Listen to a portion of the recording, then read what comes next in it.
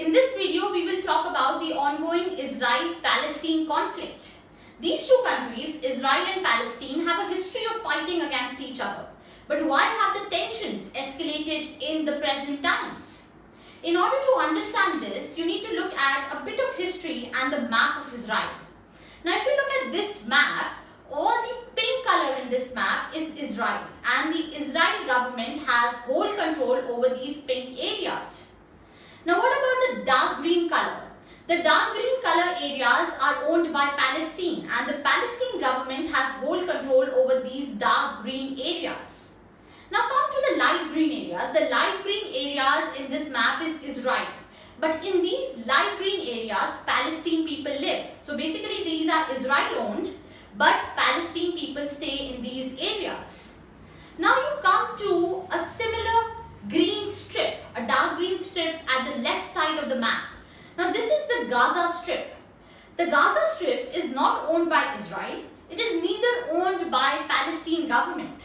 This is owned by a group known as Hamas. Now this group, Hamas, is classified as a terrorist group by various countries. Now I've shown you this map, the pink area, the dark green area, the light green area. Now you feel what a weird kind of map this is, because normally countries have fixed boundaries. But within this fixed boundaries, some portions are Israel owned, some portions are Palestine owned. So basically it can happen that you are staying in Palestine, your neighbor is staying in Israel, and there is no boundary. This is the map of this country. So this is where conflicts are bound to happen. Now, why exactly is the conflict taking place? Come to the city of Jerusalem. Now, Jerusalem is a holy city. It consists of three communities: the Muslims, the Christians, and the Jews. Now, what happens in Jerusalem is it is divided into two again: the West Jerusalem and the East Jerusalem. The West Jerusalem is owned by the Israel government. So Israel government owns West Jerusalem, and Israeli people stay in the west part of Jerusalem. Now come to East Jerusalem. What happens in East Jerusalem is that it is owned by Palestine. According to a treaty, it should be owned by Palestine. But Israel has captured East Jerusalem, because according to international law, it should be owned by Palestine. And what happens in East Jerusalem is Palestine people stay here. And now Israel has captured East Jerusalem. Now here what has happened is it has forced, and basically the Israeli authorities have forced the Palestinians who are living in East Jerusalem to evict their houses. And move out of the area. This is exactly where the tensions have fueled up in the last few years, and particularly in the last few weeks. So what had happened in the last few weeks is a kind of movement got mobilized for Palestinian struggle, and this included leaders who were conducting rallies after rallies, giving proactive speeches. So protests got mobilized, and in order to control this protest, the Israeli police came into picture.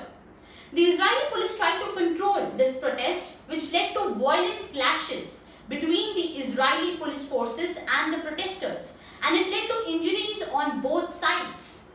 Now further, in order to control the protest even more, the Israeli police entered into Al-Aqsa Mosque and started firing bullets at the Palestinian people.